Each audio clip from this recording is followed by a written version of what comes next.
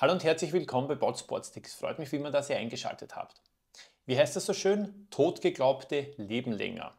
Bei der Venue-Serie gibt es mittlerweile mehrere Generationen und zumindest ich habe geglaubt, dass diese die Vivo Active-Serie abgelöst hat. Aber Garmin hat hier offenbar andere Pläne und schickt plötzlich die Vivo Active 5 mit einem Haufen gleicher Funktionen ins Rennen. Was die Vivo Active 5 kann und wo die Unterschiede zur Venue 3 sind, das werden wir uns heute anschauen. In diesem Sinne würde ich sagen, verlieren wir keine Zeit und legen wir los!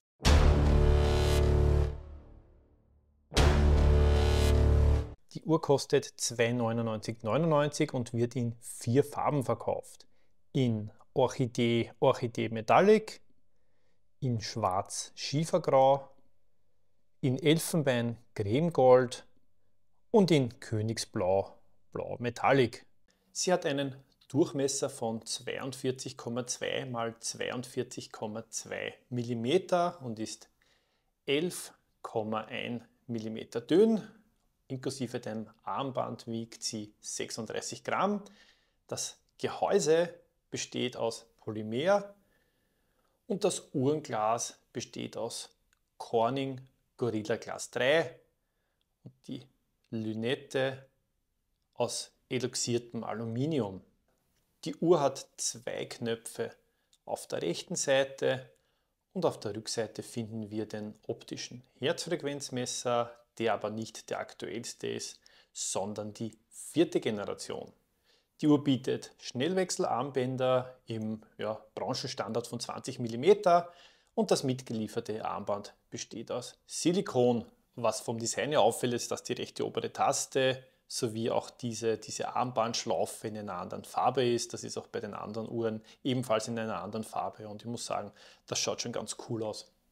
Im Gegensatz zu den Vorgängern hat die Vivo Active 5 ein AMOLED-Display mit einer Größe von 1,2 Zoll und einer Auflösung von 390 x 390 Pixel.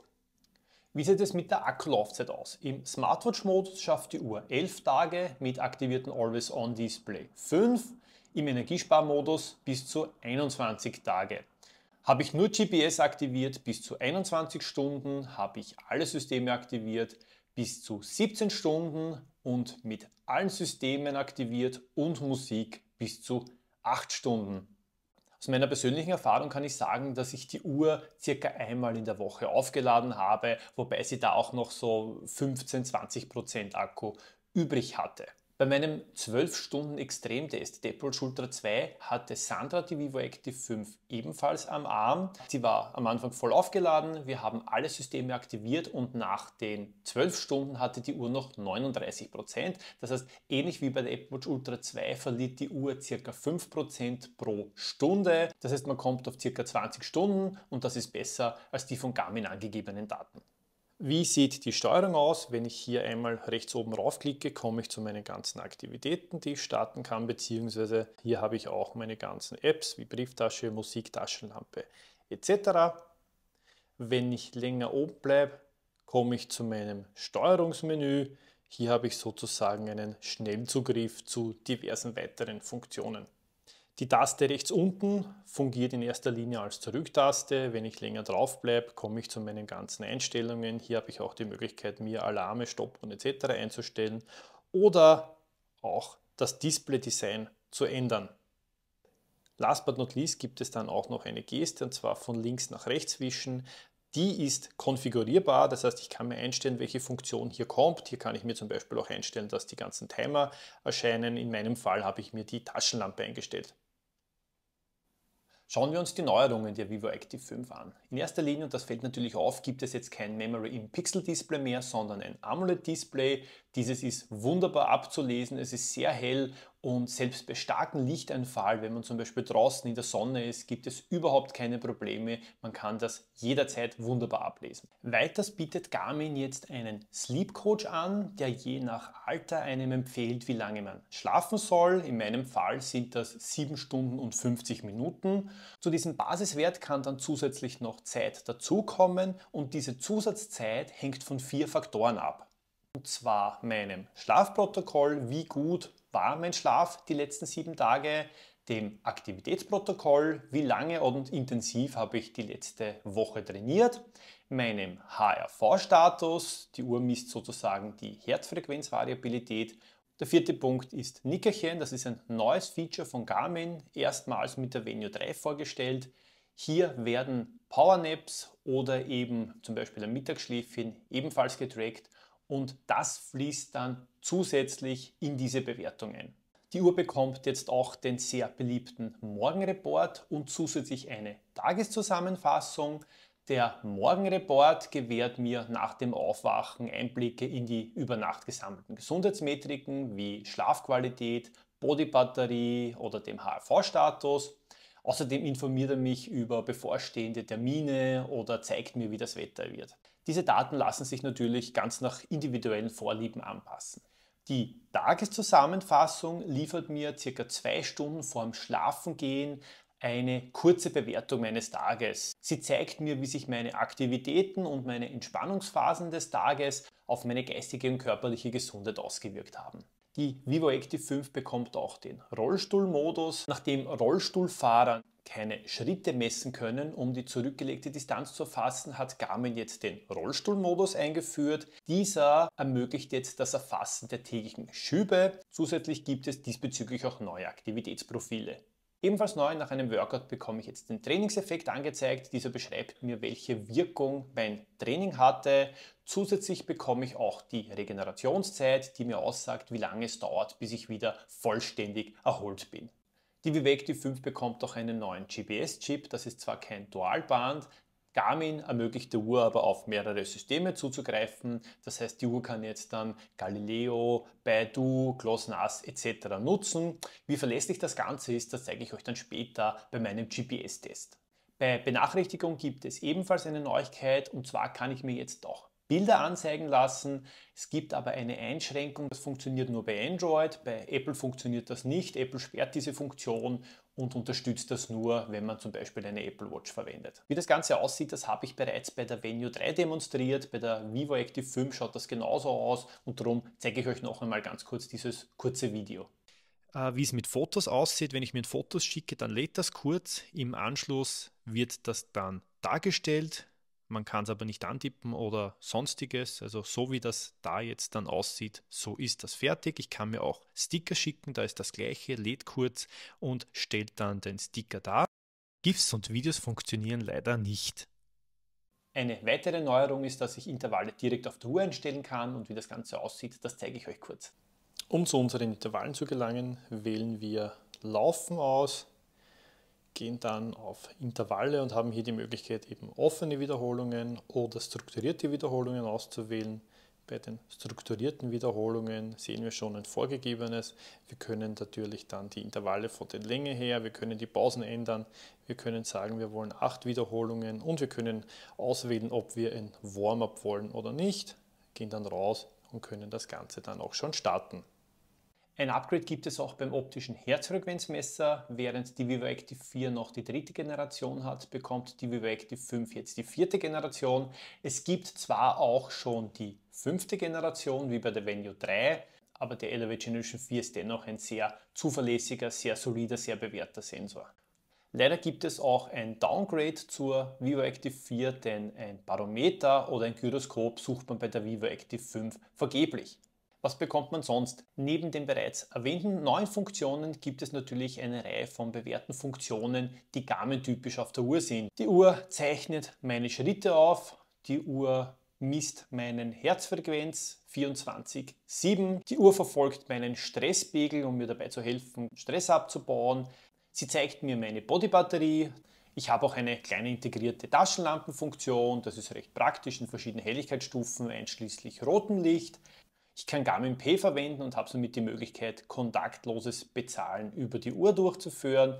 Mit der Vivo Active 5 kann ich auch Musik direkt von Diensten wie Spotify, Deezer etc. streamen und steuern. Jetzt kommen wir zu einem wichtigen Punkt. Was sind die Unterschiede zur Venue 3?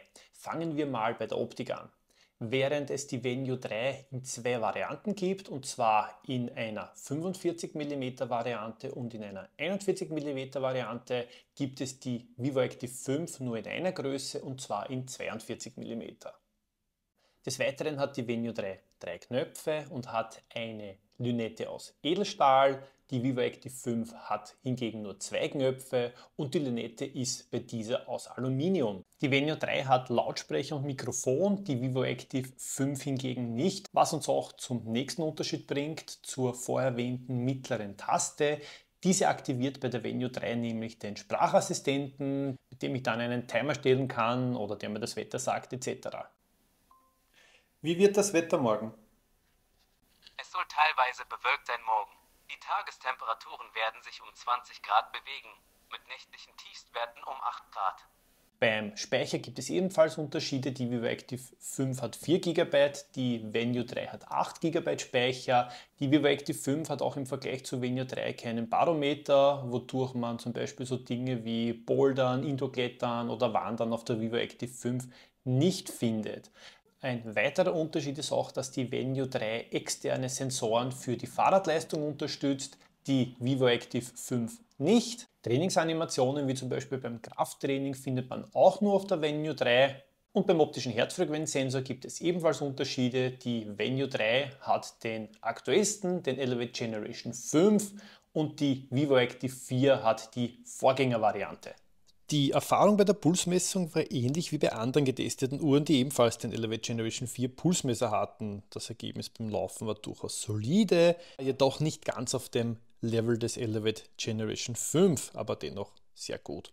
Hier bin ich anfangs konstant gelaufen, habe im Mittelteil dann ein paar Mal das Tempo erhöht, um einen raschen Pulsanstieg zu erzeugen und eben zu schauen, wie schnell der optische Pulsmesser mit dem Brustgurt mithalten konnte. Und wie gesagt, was wir sehen, ist das besagte gute Ergebnis. Es gab beim ersten Intervall ein kleines Problem. Hier konnte die Vivo Active 5 den Anstieg nicht genau ermitteln, aber beim restlichen Lauf gab es absolut keine Probleme.